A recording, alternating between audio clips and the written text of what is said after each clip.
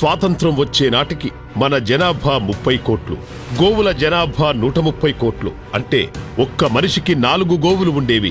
కాని నేడు మన జనాభా 130 కోట్ల పైన ఉండగా గోవుల జనాభా 20 కోట్ల లోపలే ఉన్నాయి.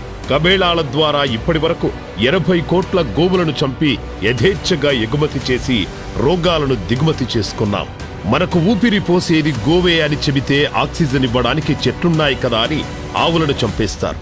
ఆక్సిజన్ కి సిలిండర్లు వచ్చాయని ఇప్పుడు చెట్లను నరికేశారు. చివరకు ఆక్సిజన్ చేత్తో పట్టుకొని బిక్కుబిక్కుమంటూ చోద్యం చూస్తున్నాం.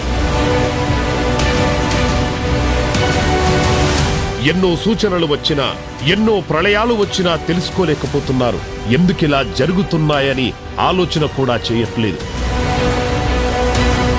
కాని కాలంలో వర్షాలతో ముంచేస్తోన్న దానికి కారణం కనుక్కోలేకపోతున్నారు. కరోనాతో ప్రపంచం మొత్తం అతలాకుతలమవుతున్నా, అతివృష్టి అనావృష్టితో పిట్టల్లా రాలిపోతున్నా, క్షణంలో ఆవిరవుతోన్న బతుకులు కంటి ముందే అయినవాళ్లు విగత జీవులై ఊపిరి వదిలేస్తున్నారు.